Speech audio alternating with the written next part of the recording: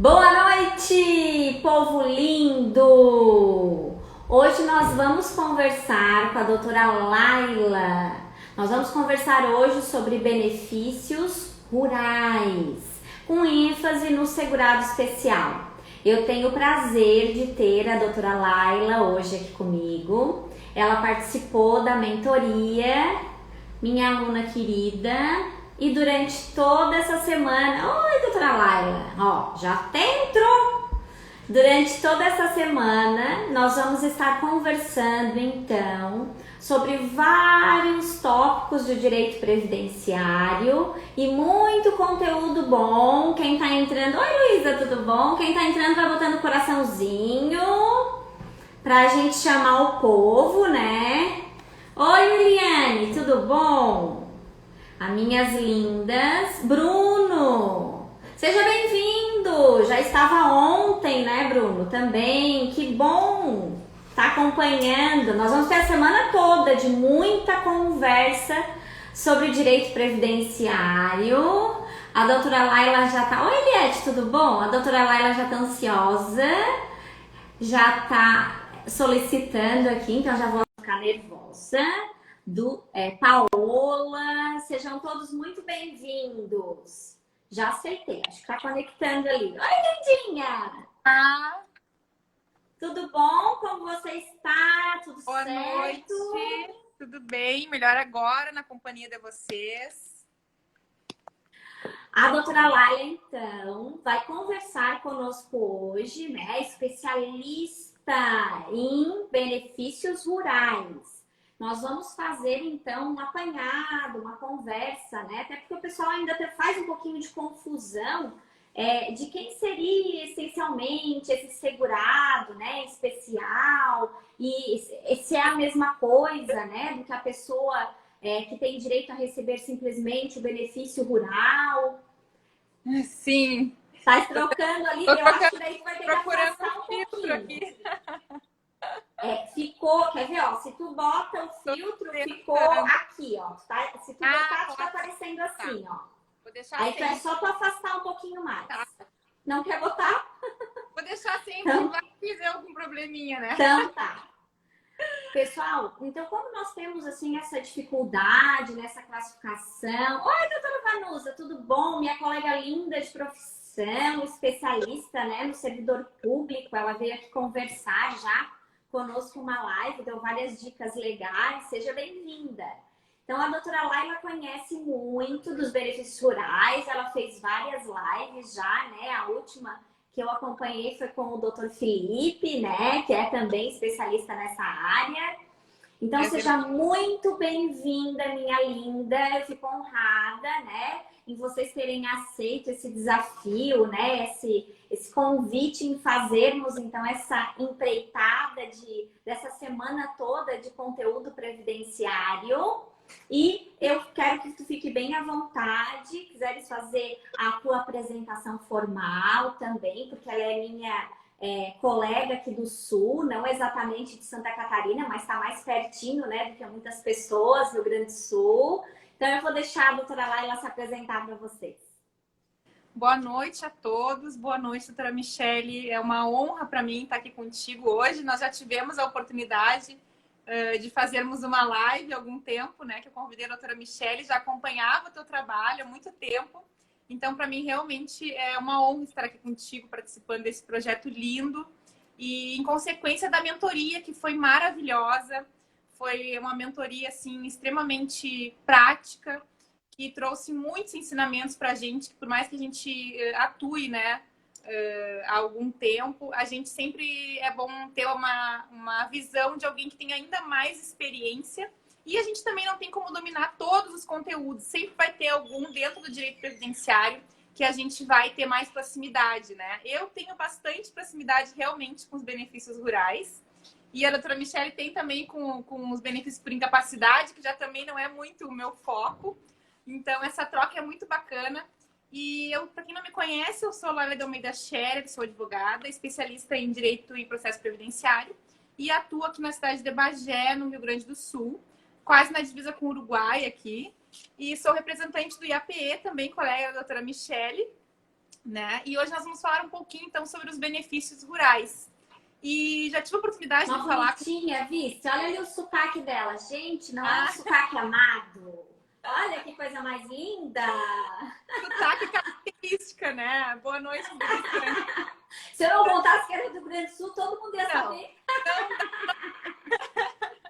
E ainda aqui no Rio Grande do Sul, cada região tem um sotaque diferente, sabe? Tem uns que são um pouco mais Mas esse puxados. raspadinho ali é parecidinho, é O parecidinho, teu lá, também não raspadinho. é que tu é de Santa Catarina. Aí o povo, quando eu fui fazer doutorado, que daí a gente, né, acaba interagindo com pessoas também de outros estados, eles dizem que o catarinense fala cantado. Pois agora, né? A gente não. O pior é que o sotaque da gente, a gente fica meio assim, né? É verdade, eu já morei em Santa Catarina e o sotaque, assim, o mais diferenciado que eu ouvi era o que se chamavam de os manezinhos da ilha, né? Que falavam, acho que é isso. De Floripa, é. Floripa. Oi, doutora Verusca, tudo bom? Boa noite, sejam todos bem-vindos. Quem está Noite. ingressando na nossa live, nós estamos iniciando Beli. então a nossa conversa sobre os benefícios rurais. Quero muito coraçãozinho, muito aviãozinho. Doutora Tayeli. Então, os benefícios rurais realmente eles causam grandes dúvidas, né? Principalmente nos advogados previdenciaristas, para quem não tem muita intimidade. Aqui na minha região, o maior índice de benefícios rurais, eles decorrem mesmo da produção pecuária e agrícola, né? E eu acho que é importante a gente puxar lá do comecinho da Constituição Federal, né? Os fundamentos dos benefícios rurais, porque eu acho que a Constituição Federal, ela que embasa realmente o trabalhador rural, né? Ela que trouxe muitas modificações e muitos benefícios para essa classe de trabalhadores rurais, né? Então, a Constituição Federal de 88, ela incluiu os cônjuges, que antigamente, né, era a maioria dos benefícios rurais, eles eram concedidos apenas para os homens, porque eram eles que tinham o maior número de documentos, era eles que provavam, né? A mulher não tinha, até hoje, infelizmente, a gente ainda vê essa realidade no meio rural, mas antigamente era muito mais frequente, então apenas os homens conseguiam, porque apenas eles conseguiam provar o vínculo com a terra, o vínculo com o trabalho rural. Então, a Constituição Federal de 88, ela veio para incluir aí os cônjuges com o objetivo de incluir a mulher, porque então a mulher passava a ter esse direito, né, usando os documentos do marido, como até hoje ainda pode ser feito, mas hoje a gente ainda tem um número grande de mulheres que também são proprietárias, possuidoras, arrendatárias, enfim, têm um vínculo direto com a terra, mas elas ainda se utilizam muito dos documentos do marido. Né? Ainda Então, nesse contexto que a doutora Laila está falando da mulher, mesmo que, no caso, a nossa Constituição, felizmente, tenha evoluído, a gente ainda acaba percebendo quando, por exemplo, o homem, né, trabalha talvez em outra profissão e a mulher trabalha na agricultura, que para quem, né, nessa nossa região assim mais de interior, essa realidade não é muito incomum, né? E sim, a mulher, no caso, pelo fato de trabalhar na agricultura, acaba às vezes tendo dificuldade nessa comprovação, porque o INSS ainda tenta rotular de que o provedor da casa, então, né, levando em consideração a renda fixa, né, o provedor da casa é o homem, né, a doutora Laila até pode nos contar se ela tem alguma experiência, assim, às vezes de algum caso que ela já tenha pego nesse sentido, mas, assim, o que a gente sente, que o provedor da casa é o homem, que daí tem essa outra renda aqui, ao redor a gente tem a mineração aqui na minha região, né? Então, às vezes a mulher ficava assim na agricultura, mas com o cultivo de fruta, verdura, para vender em feira, esse tipo de produção um pouco menor, né? Às vezes até um pouquinho maior, e o homem era mineiro, ou era aqui, tem uma outra região aqui próxima também, que trabalha também direcionada à estrada de ferro, então que é comum, sabe? E daí acabamos às vezes tendo algumas interpretações que a gente tem que levar para a esfera judicial para comprovar por causa de algumas circunstâncias nesse patamar. O que a doutora Laila me diz sobre isso aí na sua região? Com certeza.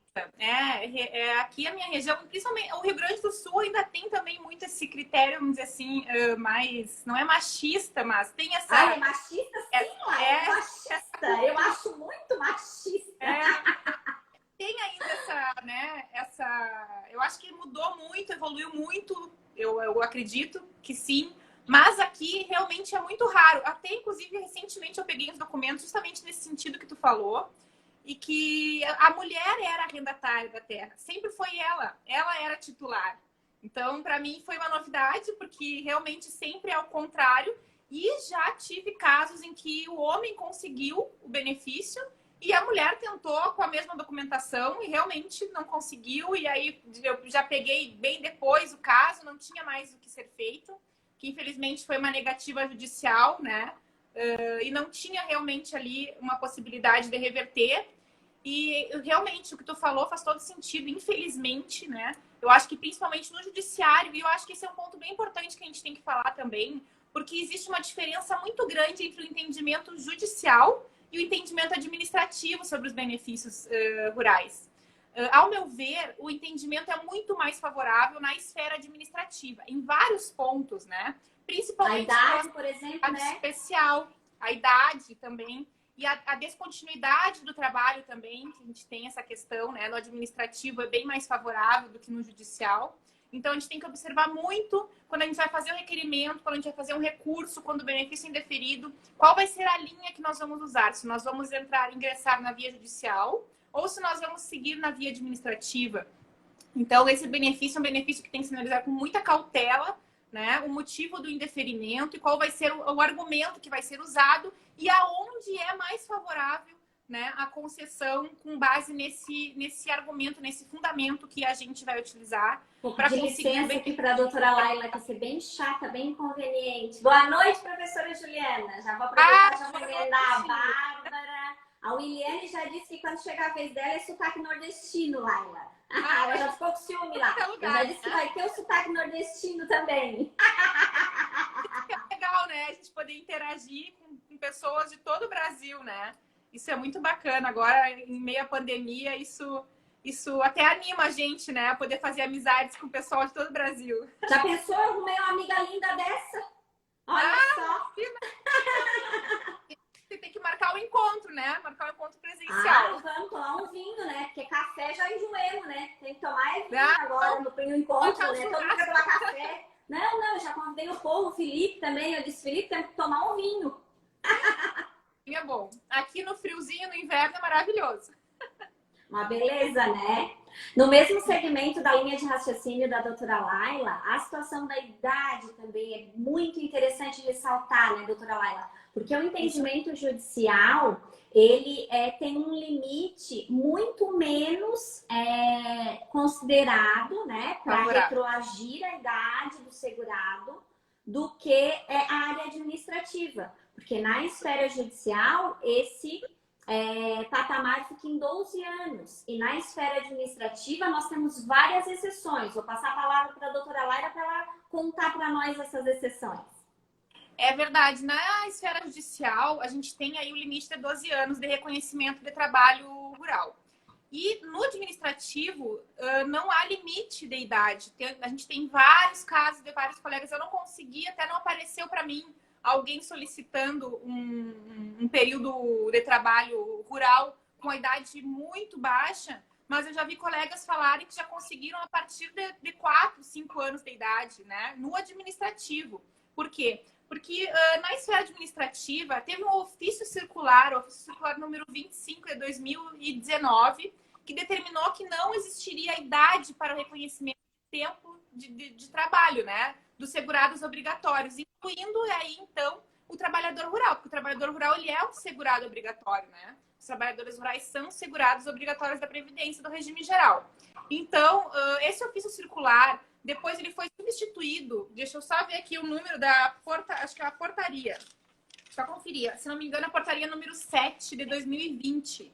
A portaria conjunta número 7 de 9 de abril de 2020. Então, essa portaria do INSS, ela determina que não há limite para o reconhecimento de idade quando se trata de para a solicitação de tempo de contribuição.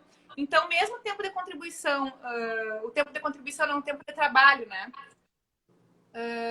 Mesmo quando o tempo trabalhado no regime rural ele for inferior a 12 anos, é possível esse reconhecimento. A gente não pode, é complicado falar em tempo de contribuição, porque nós temos o segurado especial em que não há uma contribuição direta, né? Por isso que eu fiz essa correção aqui. Não há uma contribuição direta. O segurado especial a gente tem também na Constituição Federal, né? O regramento de que o segurado especial é aquele que trabalha em condições de regime de economia familiar, que não tem a contratação direta de empregados, né? Ou se tem temporário por até 120 dias no ano. Esse segurado, então, ele é considerado especial e ele não contribui diretamente. A contribuição dele é por uma alíquota que é descontada quando ele escoa a sua produção rural, né? Então, ele é como se fosse uma contribuição indireta. Ele não contribui diretamente como os outros trabalhadores. E quem são os trabalhadores aqui no escritório dessa situação de idade, doutora Laila, eu já consegui o retrocesso até, assim, ali os 6, 5 anos aqui é comum. Aqui na minha região, assim, eu já consegui comprovar por várias vezes. Inferior a essa idade, daí eu também não vi aqui e nem nenhum colega comentou acerca. Eu já escutei outros colegas e verifiquei julgados, né, que mencionavam que até com 3 anos de idade conseguiram fazer em julgados daí só, né, conseguiram fazer essa comprovação. Mas, assim, o problema é que, assim, as pessoas que estão se aposentando hoje, eles mesmos dizem pra gente, né, doutora Laila, quando vem no escritório, às vezes a gente pede, porque o que é que a gente costuma pedir, assim, quando eles não têm tanta documentação e já que só a prova testemunhal não é suficiente, né? Então, a gente costuma pedir foto, a gente costuma pedir, né, além de toda a documentação de que esses pais, né, já moravam na agricultura e tudo mais. Mas mesmo assim é difícil, né? Tu comprovar que essa criança estava necessariamente lá. Então, oi, doutor Fred, tudo bom?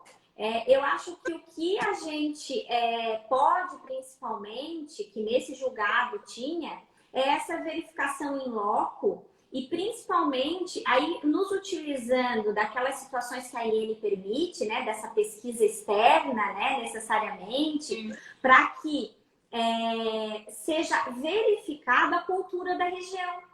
Porque nesse julgado em particular, né, foi com essa verificação da cultura da região, chegando lá e verificando que ainda, né, naquele ano, naquele momento, ainda existiam crianças bem novinhas, né, participando dessa produção, por assim dizer, né, claro, guardadas as devidas proporções, né, mas então é que se conseguiu efetivamente fazer essa prova. Daí a importância da utilização e exploração, como a doutora Laila está mencionando, de todas as situações, então, que a esfera administrativa fornece, que às vezes não são todas elas solicitadas, né? A JA, que na verdade era muito comum até 97, né? E posterior a 97 ela já não está tão sendo utilizada, mas ela pode ser utilizada não só para serviço rural, mas para outras situações que nós tenhamos a pretensão de comprovar. Aí a diferença, né,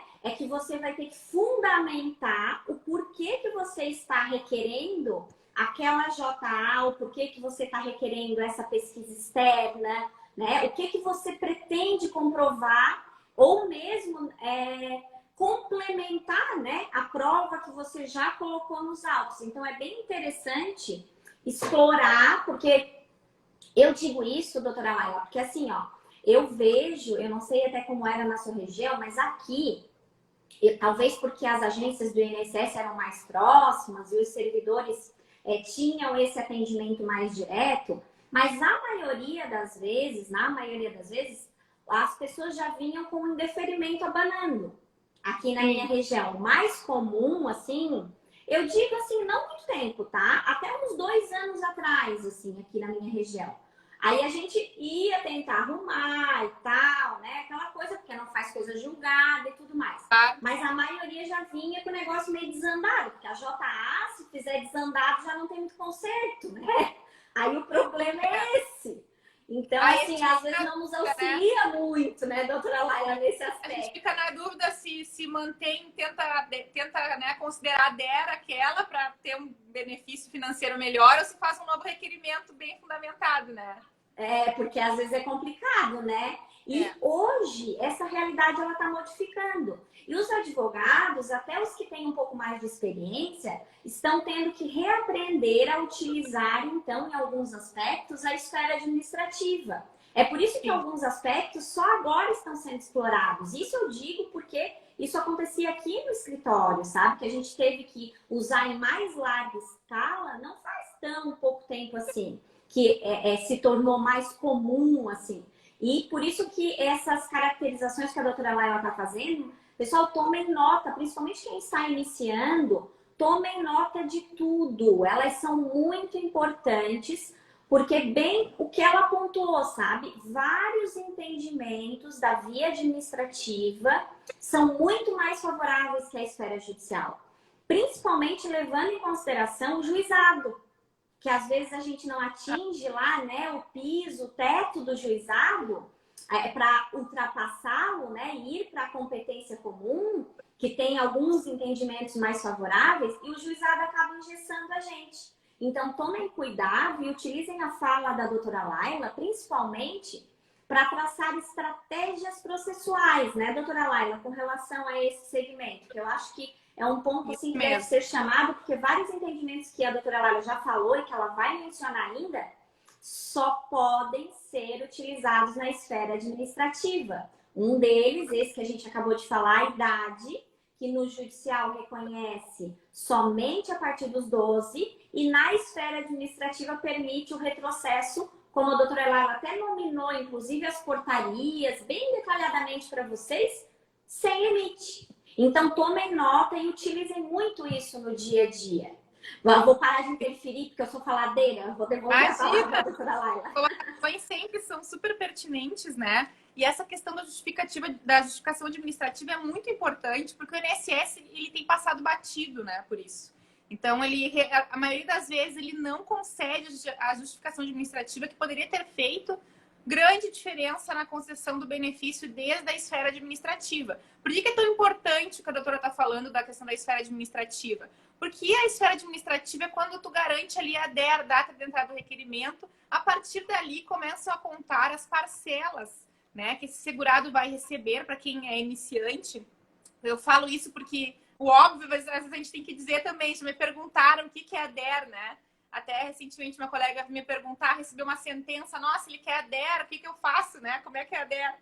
Então, essa DER, a data de entrada do requerimento, é muito importante, porque quando o benefício for concedido lá na frente, ele vai ser computado, o cálculo vai ser feito desde aquele requerimento administrativo, desde o início, né? Desde quando foi feito o protocolo. Então, é perder dinheiro fazer um requerimento administrativo mal feito, ou então a gente tenta ajeitar, né? A gente tenta fazer na justiça ou tentar entrar com recurso na via administrativa, mas tem coisas que não tem como solucionar. Então, a pessoa vai perder aquela data e ela vai perder, consequentemente, dinheiro com isso. O segurado vai perder, o advogado também perde, porque o advogado também está entrando com, né, requerimento ali de honorários, ele também vai perder. Então, o ideal é que aqui ainda existe isso, sabe, doutora? É mais raro procurarem primeiro advogado. Geralmente entram com sozinhos ou com um contador amigo, sabe? Então, a gente vê cada caos nos benefícios administrativos e você já chegou ao ponto que eu peguei agora há pouco, que a DER era maravilhosa, era lá de 2016, só que não tinha como prosseguir com aquele requerimento porque faltavam documentos, não fechava o tempo. Ele tinha os documentos, mas a pessoa que fez o requerimento não colocou todos.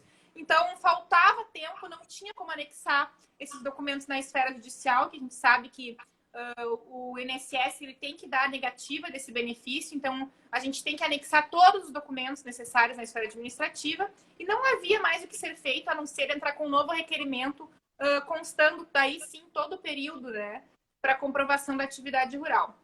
E também, é bom chamar atenção ali quando a doutora Laila falou do recurso, pessoal, que mesmo que entre com o recurso, a partir agora do decreto 10.410 do ano passado, temos aquela situação da prova também, que você pode até juntar, porque na esfera administrativa você pode realmente juntar a qualquer momento, né?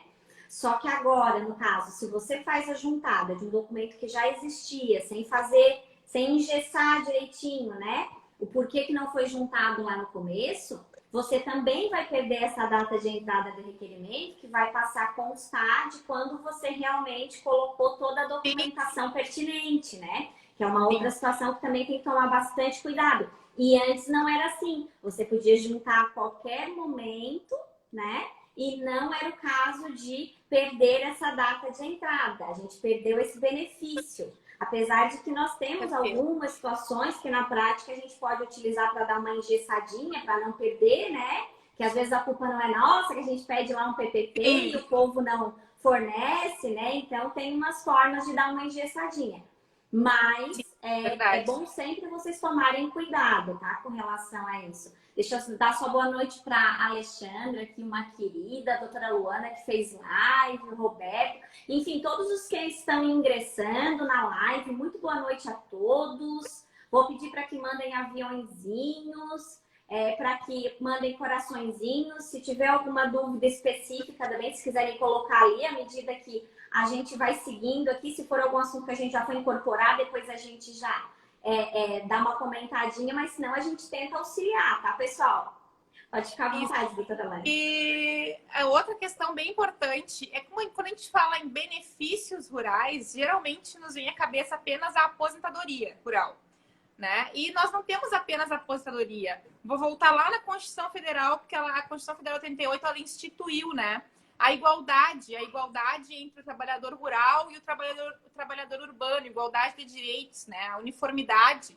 Então, aqueles direitos que o trabalhador urbano tem, o trabalhador rural também vai ter. O trabalhador rural ele tem o direito a salário de maternidade, auxílio acidente, auxílio doença, que é a aposentadoria, auxílio por incapacidade temporária, né? Mudou a nomenclatura. A aposentadoria por invalidez, que é a aposentadoria por incapacidade permanente. Então, não se resume apenas à aposentadoria por idade do trabalhador rural. E ainda nós temos a hipótese de uma aposentadoria híbrida, nós temos a hipótese também do cômputo do tempo de serviço para tentar o enquadramento na aposentadoria por tempo de contribuição extinta com a reforma da Previdência, mas que se for averbado esse tempo rural ao tempo urbano, né, a gente pode tentar, então, eu já tive casos aqui no escritório assim, que a gente tenta uma aposentadoria por tempo de contribuição até a entrada em vigor da emenda constitucional, e averbando o tempo rural já existente. Às vezes tem esse tempo, como a gente falou aqui, esse tempo de trabalho rural, lá antigamente, da época dos pais, que trabalhava ainda com os pais, tenta o reconhecimento, tá faltando ali, sei lá, 5 anos, né? Às vezes consegue esses 5 anos para completar os 30, 35, que por tempo de contribuição era 30 anos de tempo de contribuição mulher, e 35 anos de tempo de contribuição homem. Então, tem várias possibilidades. A aposentadoria híbrida, não é o tema aqui, mas só para não deixar em branco, que os requisitos são da aposentadoria urbana, né? Só que com o cômputo rural. Então, a gente tem essa possibilidade também da aposentadoria híbrida, que é a aposentadoria por idade, só que com a soma do tempo rural e do tempo urbano para carência, né? Porque a gente tem o período de carência necessário. E a aposentadoria rural, quais são os requisitos necessários para a aposentadoria rural? Lembrando que os trabalhadores rurais não se resumem apenas aos segurados especiais, tá? Os trabalhadores rurais, eles são também os empregados rurais, trabalhadores avulsos e contribuinte individual. Porque pode ser que o trabalhador rural seja o próprio proprietário da terra, que não se enquadre como segurado especial, e sim como produtor de grande área, enfim, que, né, tem ali requisitos diferentes do segurado especial, e ele contribui como contribuinte individual na condição de exercício de atividade rural. Então, ele é um contribuinte individual, né, se enquadra também no rural. Ó, só dar um oi para a doutora Eleusa. Linda, né? Ela já tá a gente nem falou nada, ela já estava se justificando, que ela se atrasou porque ela estava em reunião, viu? Você viu que bonitinha?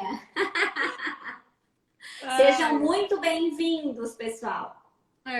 Então, os requisitos da aposentadoria do trabalhador rural, eles são para todos esses trabalhadores, não só o segurado especial. A gente fala muito no segurado especial, porque o segurado especial ele é uma categoria diferenciada dentro dos trabalhadores rurais. Então, a gente tem o empregado rural, o contribuinte individual, o trabalhador avulso e o segurado especial, né? Então, na regra geral, muitas pessoas perguntam, mudou com a reforma da Previdência? Então, na verdade, houve uma tentativa, né, de mudança com a reforma da Previdência. Lá no início, queriam alterar a idade da mulher. Tinha outras alterações já foram tentadas, né, em outros governos também. Lá na época do Temer, quando teve, enfim, outras tentativas de emenda. Mas nessa emenda não houve alteração. Então, os requisitos ainda são 60 anos de idade para o homem, 55 anos de idade para a mulher e 180 anos de tempo, né? Para o segurado especial, por isso que é complicado a gente falar tempo de contribuição, para as pessoas não pensarem que é a contribuição também do segurado especial. Para o segurado especial, não é a contribuição efetiva, né? É a comprovação do trabalho.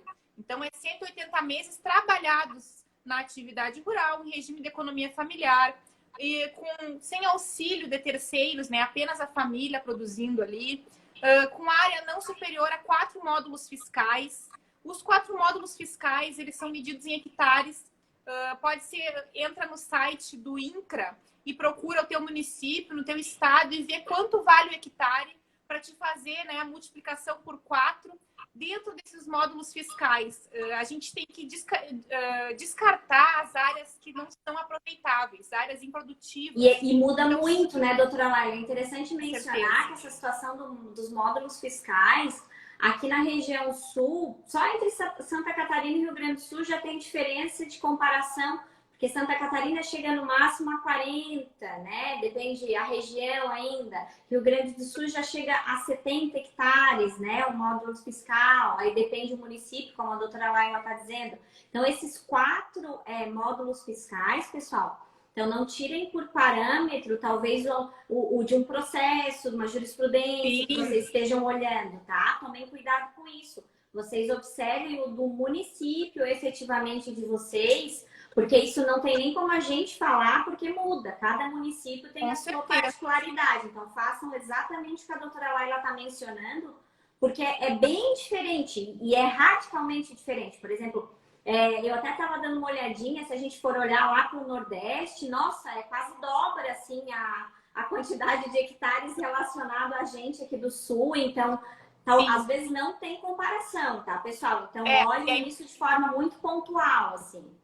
Com certeza. E é importante observar que tem que olhar no site o município onde está localizada a propriedade. Porque pode ser que tu esteja fazendo um processo... Eu, por exemplo, faço de processos próximos aqui, de cidades próximas, então tem que verificar onde está situado, né, a propriedade. Se a propriedade, se esse trabalhador rural, se esse segurado especial, ele está numa propriedade que na cidade diferente da tua, tu vai procurar ali no site a cidade que está situada a propriedade, que ele realmente exerce a sua atividade ali. Então, vai ser de acordo com a localização da propriedade, não é de acordo com a solicitação, enfim, com a cidade do advogado, né? Ali o doutor Amarildo também, que é um parceiro meu aqui, abraço, tá falando que lá em Sobralha é 20 hectares do módulo fiscal. Aqui, na verdade, dá em torno de uns 112, mais ou menos, tá? E o que é importante observar dessa área aproveitável? Porque pode ser que um cliente chegue para ti dizendo que tem aqui a minha em torno de 112, diz assim, eu tenho 120 hectares, então eu acho que eu não me enquadro como segurado especial. Mas espera aí, vamos ver, 120 hectares, o que é aproveitável, né? Tem que tirar as áreas de preservação permanente, né? E às vezes tem que olhar com bastante cuidado, porque essas áreas de preservação, elas são bem consideráveis, né, doutora Laila? Com certeza, as áreas de preservação permanente, por exemplo, áreas... Né, nascente também, né? Tem uma distância ao redor de aguadas, né, que não pode produzir. Então, tem toda uma vez eu fiz um curso até sobre isso, muito interessante, e realmente são muitas peculiaridades. Então, tentar um documento, né, pedir para o cliente documento que apareça a área aproveitável daquela região ali. A gente tem também áreas aqui na minha região que tem muita pedra, assim, que tem áreas que são totalmente improdutivas dentro de uma propriedade. Então, tem que fazer esse desconto. Aí, quando tu for fazer o requerimento, tu coloca, olha, o total de tantos hectares com desconto da área total de tanto que é improdutiva, né? Que é imprópria para a produção rural. E aí a gente fala dessa questão, então, do segurado especial, do módulo fiscal. E outra questão importante na aposentadoria, para todos, né, é a situação da qualidade desse segurado. Muita gente pergunta o seguinte: olha, eu trabalhei num tempo remoto lá atrás, né? Como trabalhei tantos anos, fechou, eu acho que fechou os meus 180 meses ali, né? Já fechou os 15 anos, a gente fala em 15 anos, mais ou menos. Já fechou os 15 anos, mas faz muito tempo. Hoje em dia eu não trabalho mais na zona rural. Posso requerer minha aposentadoria? Não pode, porque precisa estar no momento do requerimento, precisa estar na atividade ainda. Que a gente chama de... precisa ter qualidade de segurado ainda. Então, precisa, né? Alguns benefícios, como na aposentadoria por idade urbana, não precisa ter a qualidade de segurado. E por tempo de contribuição também não precisa. Só que na rural e na híbrida também precisa ter a qualidade de segurado. Então, na rural e na híbrida precisa estar. Na híbrida, tanto faz estar no campo ou estar na cidade. Mas na rural, né, como a gente vai fazer esse período todo rural, é necessário que esteja trabalhando ainda na atividade rural, esteja exercendo aquela atividade. Então, a qualidade de segurado é um quesito importante. Ali, quando a doutora Laila mencionou da híbrida, que ela já tinha mencionado lá, com relação à descontinuidade, seria justamente isso que ela acabou de enfatizar, e eu vi que teve uma outra pessoa que questionou alguma coisa nesse sentido, que na verdade não interessa se você esteve na área rural e depois foi para a urbana, ou se você estava na área urbana, depois foi para a rural, ou se você esteve na urbana, depois na rural, depois na urbana de novo. Então, a sequência, essa descontinuidade que a doutora Laila está mencionando, é justamente essa situação em que, no início, né, eles não aceitavam esse posicionamento. Mas hoje, isso já é encarado de forma muito tranquila. Então, não interessa em qual momento que você atingiu os requisitos, desde que tenha efetivamente atingido os requisitos para aposentadoria híbrida, tá, pessoal? Então, nesse caso, então já verifiquem, porque tem algumas pessoas também que têm bastante dúvida com relação a isso. Então, essa descontinuidade justamente é isso, que pode haver uma inversão, inclusive, ali, primeiro numa ou na outra, ou alternativamente também, que não vai influenciar em nada, desde que complete efetivamente os requisitos, tá? E teve uma pergunta ali que a colega fez, se no caso da híbrida precisa ser assegurado especial, precisa regime de economia familiar. Não precisa, né? Porque como eu falei, o trabalho rural, ele envolve os vários tipos de segurados rurais, né? Que é o trabalhador avulso, o empregado rural, o segurado especial e o contribuinte individual. Então, a híbrida é a soma do tempo rural com o tempo urbano. Não interessa se o tempo rural foi exercido de maneira como segurado especial, foi exercido como trabalhador, como contribuinte individual. É a soma dos períodos, né? Rural e urbano, tá? E outra questão sobre a descontinuidade, tem também essa descontinuidade do campo para a cidade, mas quando a pessoa quer se enquadrar na aposentadoria rural, como é que faz, né? A gente tem essa discussão também e também é mais favorável o entendimento da via administrativa. Porque no judicial entende-se que quando o segurado fica muito tempo afastado das suas atividades rurais, por exemplo, ficou 10 anos na atividade rural, foi para a cidade, ficou 4 anos na cidade, voltou para a atividade rural e agora quer solicitar o benefício da aposentadoria rural, né? Qual é a questão que envolve isso aí? Essa é a descontinuidade.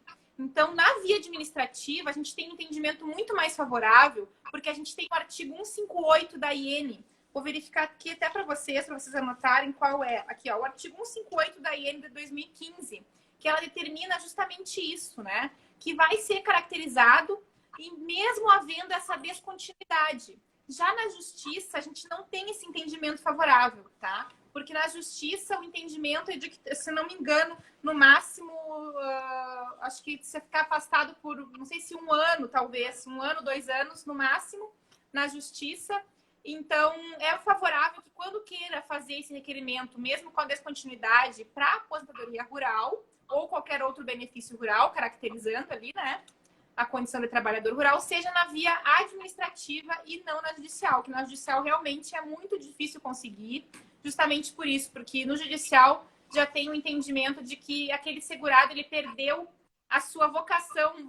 A gente fala que eu ouço muito a doutora Jane, acompanho muito ela, né, minha inspiração na área rural, e ela fala muito a respeito da vocação, que aquele segurado teria perdido a vocação para a atividade rural e que então não teria direito ao benefício. Essa descontinuidade tem que ser muito bem analisada no momento do requerimento para verificar qual vai ser o melhor caminho. Porque, às vezes, se não tem condições, né? Se ele ficou muito tempo afastado da zona rural, então é mais viável solicitar aposentadoria híbrida e esperar mais, se for o caso do homem, mais 5 anos, da mulher, mais 2 anos. Ela questiona também essa situação da vocação, né? O que seria essa vocação? Sim. Ela costuma questionar sempre, ela né? Fala muito sobre o que isso, né? Ela critica muito, né? Essa situação, porque o que seria uma vocação, né?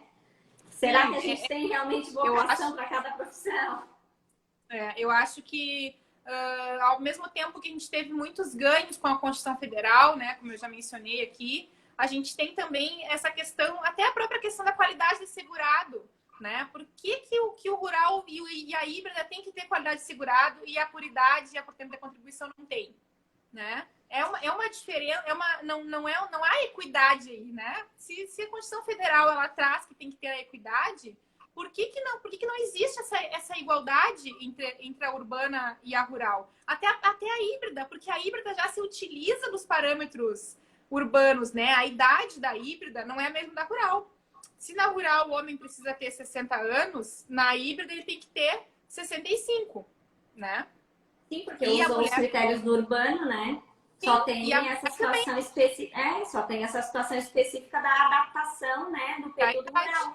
Mas usa os outros critérios, né? Sim, e hoje em dia a híbrida, a idade da mulher está em 62 anos, né? E na rural ela já se aposenta com 55.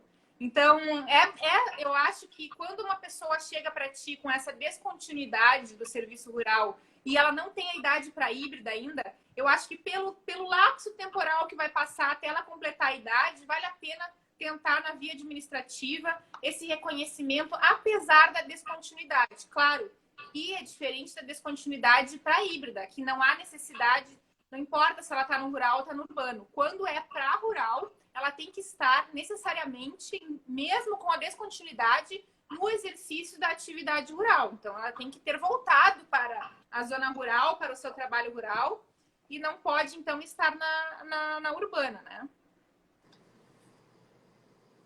Teoricamente, também tem aquela exceção de tanto a contratação também, que o pessoal questiona muito, né? De ter por 120 dias, que a doutora mencionou. E com relação a essa contratação, que às vezes muitas pessoas perguntam também, que existe a possibilidade de verificar essa contratação não por 120 dias apenas, né? De forma ininterrupta, mas também dependendo, contando, né, fazendo o cálculo de que seriam 8 horas diárias, se houver o fracionamento dessa prestação do serviço, é possível, então, até que sejam mais períodos, né, mais dias, teoricamente, desde que comprovado que foram respeitadas, então, as 8 horas, teoricamente, diárias dos 120 dias. Sim. Até, inclusive, meio período, até mais fracionado ainda, né? Aí depende a situação em si, mas é uma exceção que eu considero muito favorável, assim, para que esse trabalhador possa se utilizar. Aqui, eu tive uma trabalhadora que teve carteira assinada, né, que saiu também, ela mesma saiu, não só contratou, só porque acabou ficando dentro desse limite legal permitido, e daí foi possível, então, fazer ainda, e depois ela tinha retornado, né, lá no perdidinho, ela tinha essa contribuição, e a gente conseguiu salvar, então, necessariamente esse requerimento. Mas é o que a doutora Laila disse, que para depois fazer o requerimento para o meio rural, no momento do requerimento, a pessoa tem que estar lá no meio rural. E são situações diferentes, porque essa primeira situação que a doutora Laila mencionou é da saída do agricultor para a cidade por um período, tá? E a outra situação seria necessariamente desse agricultor fazer a contratação de uma pessoa para trabalhar dentro da sua propriedade, que é aquela outra situação do fracionamento dos 120 dias, só para não ter aquela confusão também com relação às informações, né? Porque às E a vezes, questão do para quem estacionamento. tá ainda começando, às vezes fica meio desencontrado, né? Só para ajudar. Pode Essa questão continuar, do doutora Laila. estacionamento. A doutora Laila fez um roteiro bem detalhado, né, pessoal? Vocês estão vendo que é uma doutora linda e organizada e inteligente, né? Tá bem detalhadinho. E é dica, pessoal, é dica que vale dinheiro. Então a gente quer coraçãozinho. Porque vocês vão salvar um monte de cliente com essas dicas que a gente tá dando. Né? Que salva mesmo. E o print, não podem esquecer do print depois, hein? Fazer o print, marcar. Deixa eu fazer o que eu tinha anunciado ali durante o dia. Até acabei esquecendo de mencionar no início da live. Pessoal, ó. Quem bateu o print da nossa live, deixa eu só falar que daí a gente faz o coração ali pra você ficar com uma cara bonita, não ficar com a boca aberta, tá? Então, assim, ó, quem bateu o print da nossa live, compartilhar, eu vou nos marcar, né, pra gente verificar. Então, eu vou salvar todos os prints que vocês deram. E na segunda-feira, de todas as lives durante a semana toda, tá? E na segunda-feira eu vou fazer o sorteio de 5 livros, 3 livros, que são, no caso, um é meu, né? 3 unidades, e os outros 2 da Comissão de Direito Previdenciário de Santa Catarina, que eu fiz parte também com um artigo, que eu faço parte da comissão, e que ficou muito legal, com muito conhecimento também. Então, 5 livros, até publiquei ali no story quais são os livros, né? Para o pessoal não se sentir não sabendo, né, quais são. Então, 5 livros, hein? Segunda-feira, daí todo mundo concorrendo. Quanto mais compartilhar as lives, mais concorre, tá? Prometo. Esse livro com os artigos é maravilhoso. Eu ganhei num sorteio até também. E recebi teu livro. Eu não sei se a gente tem mais um tempinho para falar de mais alguma coisa. Não sei como Nós estamos com 48, tem mais um pouquinho. Se tiver alguma consideração. Tá. Então a gente pode falar também a respeito do segundo. Deixa eu perturbar. Laila me mata. Oi, professor Denis, tudo bom? Vai ficar lá salvo sim, Renata. Obrigada, o William tá elogiando, ó. Tá dizendo parabéns, doutora Laila, ó. Ai. Você não descanso, mas eu te vejo de manhã fazendo live também. Esse eu não te vi. A gente descansa e dorme, né? Também, né, doutora Laila? A doutora Laila também tá no pique. Desculpa, gente, querida, pode continuar. Imagina, capaz. Sinta-se em casa. Gente, assim, outra questão sobre o segurado especial que eu acho legal trazer aqui para vocês é sobre a situação da localidade da propriedade, que eu acho que tem muita dúvida sobre isso, né? Onde tem que ser a propriedade? A propriedade, ela pode ser em aglomerado próximo, né? Ou dentro da cidade. Então, ela não pode ser muito distante da cidade, a propriedade rural. Porque como o segurado especial, ele faz esse serviço em regime de economia familiar, sem auxílio de terceiros, ele tem que dar conta. Então, ele tem que estar todo dia ali em atividade. Não tem como ele ter uma propriedade, né, sei lá, 100 quilômetros da cidade e ter uma residência urbana ainda, né? Porque vai ficar inviável ele fazer esse tráfego toda hora. Então, é necessário que tenha uma proximidade com o lugar que ele reside. Ele tem que conseguir atender isso aí justamente por não ter ajuda de terceiros, né? Ele trabalha em regime de economia familiar ou individual. Pode ser que ele trabalhe também sozinho, né? Não necessariamente seja em regime de economia familiar. Então, essa situação do aglomerado urbano ou rural próximo, né? Ela está no decreto 3048 de 99, no artigo 9º, parágrafo 20. Determina justamente isso. Tem que ser dentro do município ou, no máximo, no município vizinho. Então, ele tem que ter essa possibilidade de ir e vir frequentemente para atender aquela área que é o sustento dele. Daquela área, ele traz o sustento da família dele. Tem que ser a atividade principal, né? Não pode ser uma atividade secundária, ele tem que ser sustentado aquilo ali. Mas não necessariamente ele tenha que ser uma pessoa miserável, porque eu acho que as pessoas confundem às vezes, né? O segurado especial com aquela pessoa miserável, paupérrima, né? E não é, a gente não está falando de um benefício assistencial, a gente está falando do benefício de aposentadoria, o benefício, enfim, de auxílio, mas o benefício de alguém que contribui, porque eles contribuem de maneira indireta, mas eles contribuem sobre a alíquota da comercialização deles.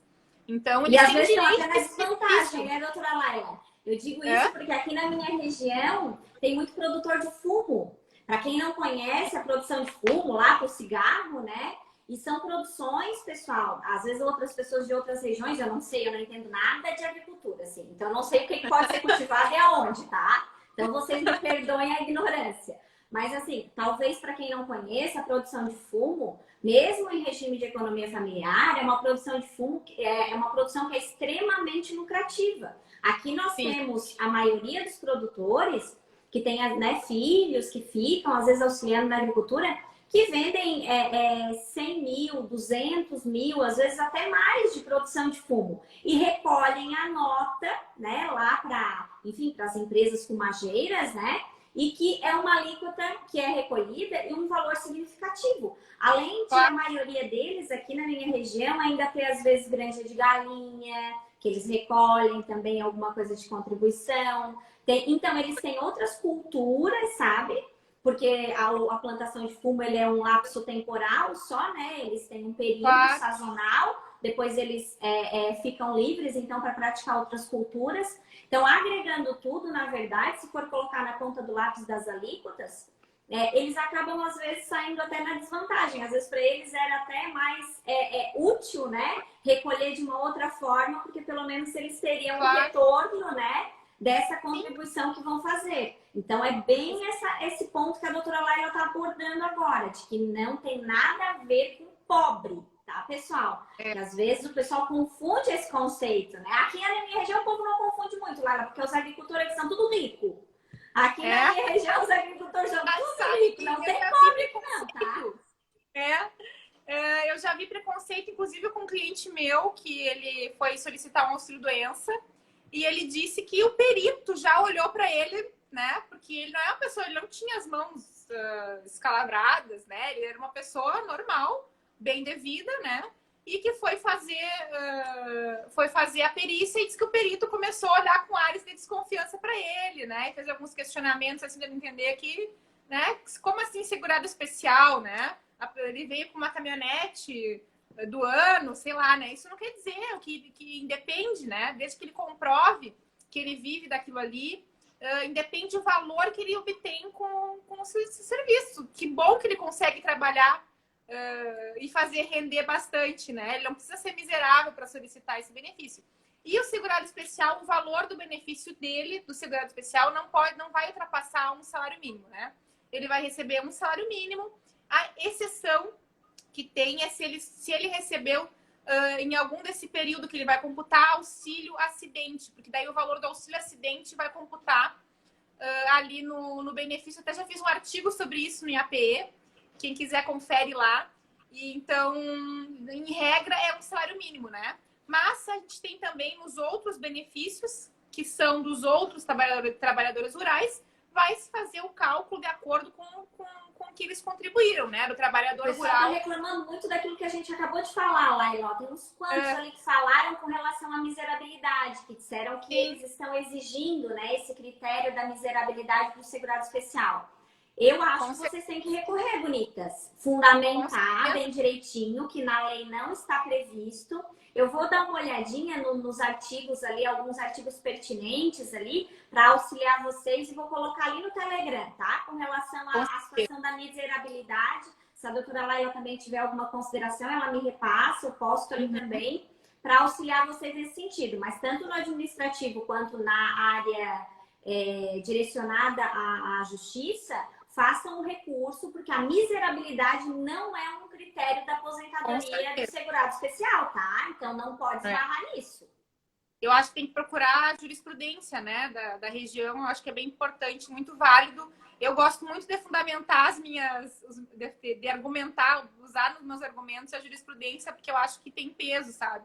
Porque já foi uma decisão, algum caso parecido, a gente procura, é bom trocar as palavras, né, para ver se encontra, às vezes uma palavra-chave pode mudar e ele conseguir uma jurisprudência bem favorável. Nesse caso, realmente, não existe previsão legal e eu acho que é sempre muito bom a gente citar a Constituição Federal, né?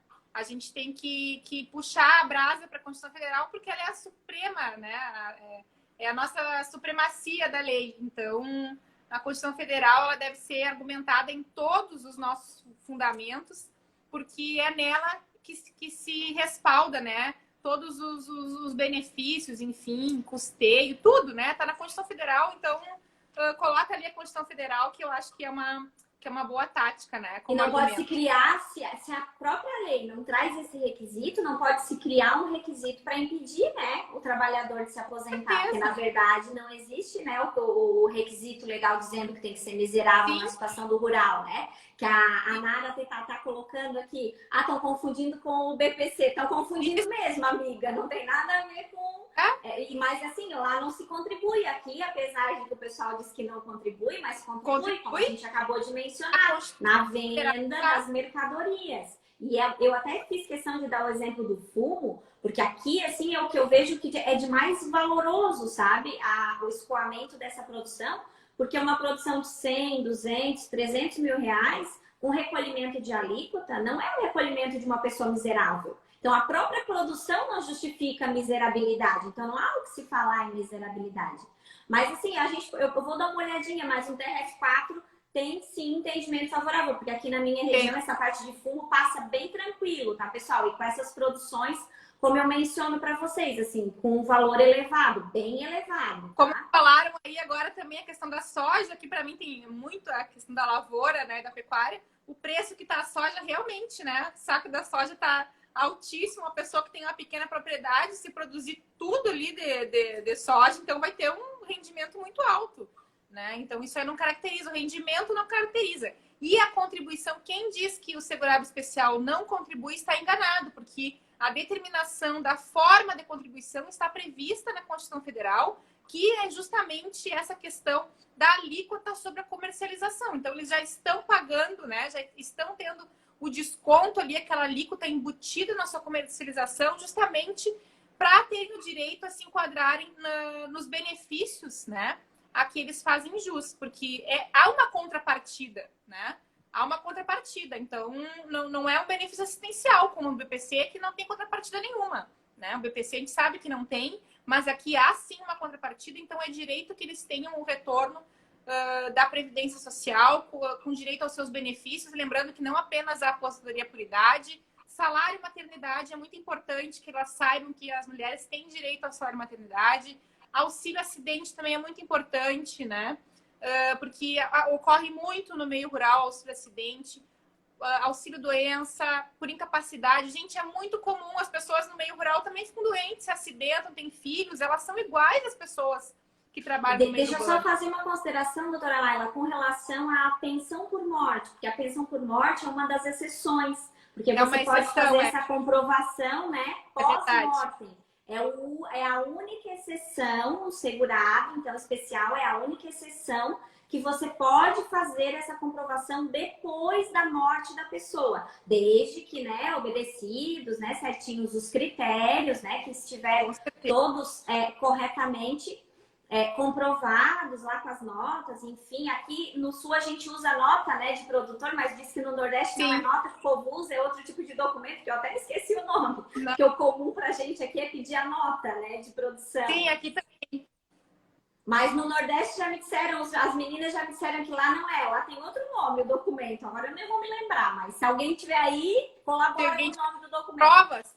Aí a gente pode falar um pouquinho sobre as provas rapidamente. Aqui, essa já está terminando nosso tempo, né? Não, vai, pode ir. Claro que as provas vão variar de acordo com o estado, enfim, né? Só que eu acho que as provas, elas estão lá na IN, né? A gente tem elencado na IN as provas, enfim.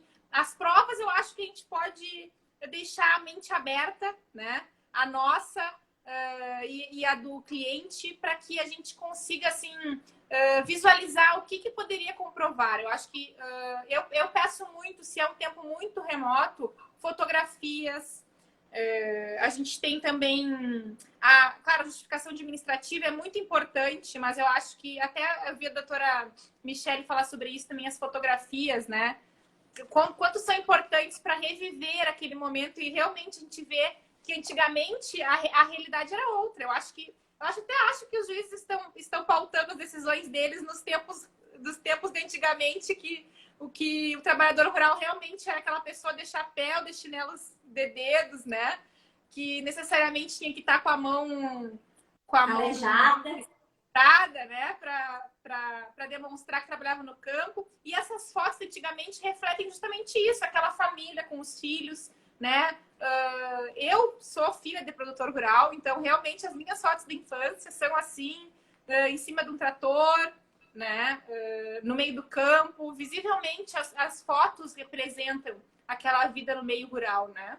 Então, as provas, além dessa aí, agora a partir de 2019, a gente tem a necessidade da autodeclaração rural, só que não podemos esquecer que só a autodeclaração rural não é suficiente. A gente tem que fazer o máximo de provas possíveis, como a gente falou, né? Já no requerimento administrativo, para que não chegue lá no processo judicial e a gente se dê conta que faltou a comprovação de algum período por falta de prova, porque há vinculação de dados, né, governamentais com a autodeclaração, mas quanto mais provas a gente tiver, a prova é válida. Então, se a gente tem ali o ITR, coloca junto, né? Se a gente tem algum outro documento, o contrato de arrendamento, por mais que a gente discrimine na autodeclaração tudo, a gente coloca as provas também, a gente complementa. As provas são uma complementação da autodeclaração.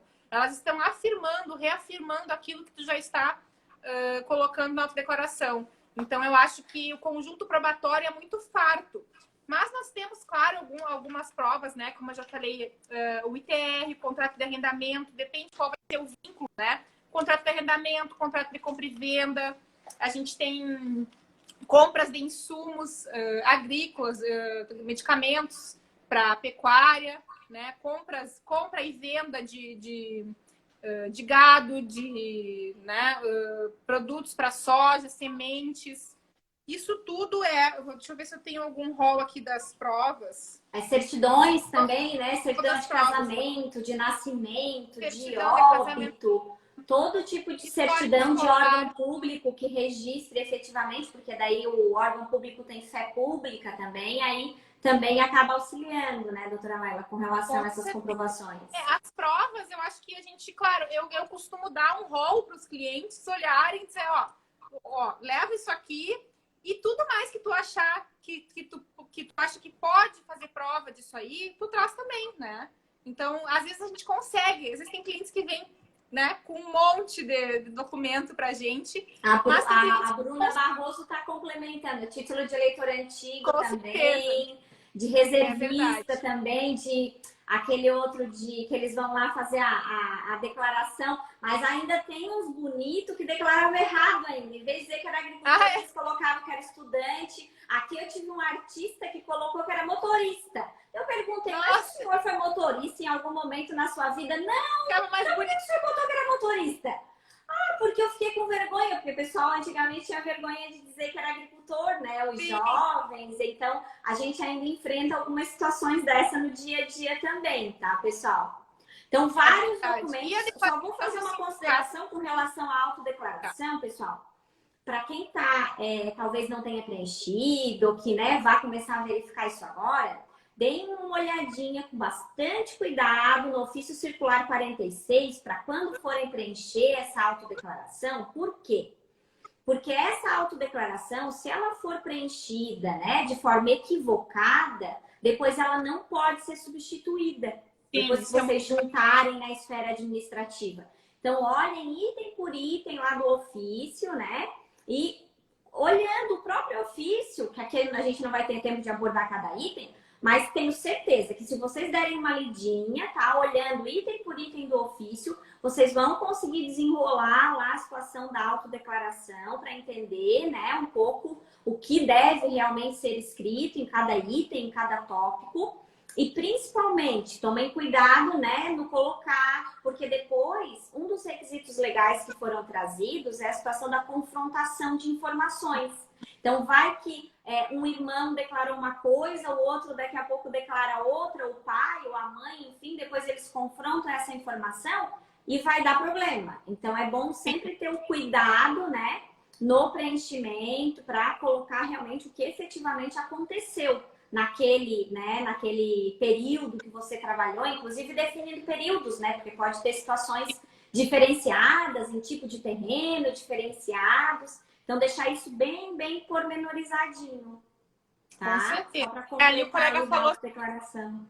sobre a certidão de aptidão ao Pronaf, também é um documento, até eu postei esses dias ali nos meus stories.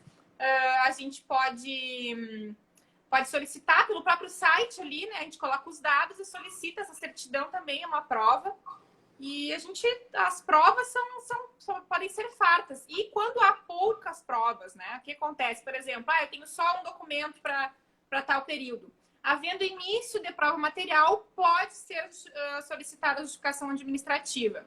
Então, a justificação administrativa, com o início de prova material, ela pode ser solicitada. Apenas a justificação administrativa, que é a prova testemunhal, né? Ela não pode ser solicitada sozinha. Então, ela tem que ter o início da prova material. Havendo um início, uma provinha ali, já consegue fazer a solicitação da justificação administrativa.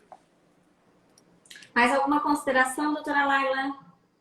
Acho que era ofício isso. Circular é o 46, tá? Alguém passou ali, mas alguém tinha pedido para repetir o número. É o ofício circular número 46, tá, pessoal? E seus anexos, então, do DIBEM. Aí vocês procuram, tem até na internet, tá? No Google, bota no Google lá que puxa, tá? Bem tranquilo. Só procurem lá. É 46, quem não tinha pego a numeração ali. Então, eu gostaria de agradecer a doutora Laila, dizer que foram muito proveitosas todas as dicas. Eu, se fosse vocês, eu vou salvar. Já tinha dito, tem algumas pessoas que perguntaram depois, mas vou salvar. Então, depois vocês olham de novo a live com bastante atenção, tomem nota de tudo, porque tem várias dicas aqui que salvam o processo do cliente de vocês. E como eu já venho repetindo, aproveitem esse momento que nós estamos passando, que vários profissionais de qualidade, como a doutora Laila, estão compartilhando o seu conhecimento, né? Tendo esse cuidado de compartilhar e ainda compartilhar de forma atualizada, com tudo realmente, né, que está se passando nesse momento. Então, aproveitem para estudar, para principalmente para se atualizar, às vezes, né, no segmento que você está atuando. Não tem desculpa, porque aqui a gente está dando dica e não está cobrando nada. Então, não tem desculpa para não estudar, né, doutora Laila? Pode estudar bastante. Pessoal, verdade. Muito obrigada. Vou fazer coraçãozinho, doutora Laila, para o sorteio do livro da segunda-feira. Todo mundo tirou foto. Quero ver quem é que vai participar do sorteio do livro na segunda-feira, hein? E eu gostaria, então, a doutora Laila participou da mentoria. Eu gostaria de perguntar para a doutora Laila, então, com relação à situação da participação, da interação até, né, da nossa troca de conhecimento, porque, na verdade, a gente fez muitas trocas de conhecimento, estudos de caso. Então, o que ela considerou proveitoso, então, na mentoria? E agradecer realmente do fundo do coração e parabenizar, pessoal, ó, quem não segue ainda a doutora Laila, vai lá e segue, porque é uma profissional maravilhosa. E a especialidade realmente, vocês podem olhar que ela tem várias lives nesse segmento, entende tudo de trabalhador rural, hein? E faz parcerias, aproveitem, faz parcerias, né, doutora Laila? Com certeza. Então, eu queria agradecer também a oportunidade, né? Muito obrigada a todos que ficaram com a gente até agora. E falar sobre a mentoria, eu acho assim, a gente tem que sempre estar perto de quem sabe mais do que a gente, né? Eu acho que a gente deve se aproximar daqueles que sabem mais que a gente, que tem mais experiência.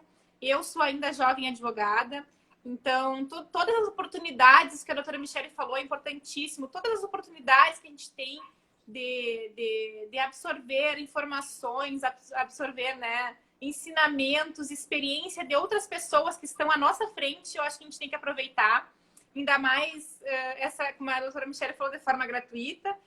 E quando a gente tiver também que investir, invista em conhecimento, sabe? Eu acho que quanto mais velha eu fiquei, mais as minhas prioridades mudaram em relação ao investimento financeiro, porque a gente quer investir em conhecimento, é uma coisa que satisfaz a gente e nos dá resultados financeiros também, o conhecimento. Eu acho que essa foi a palavra da mentoria também, que me trouxe, assim, foi conhecimento, foi experiência.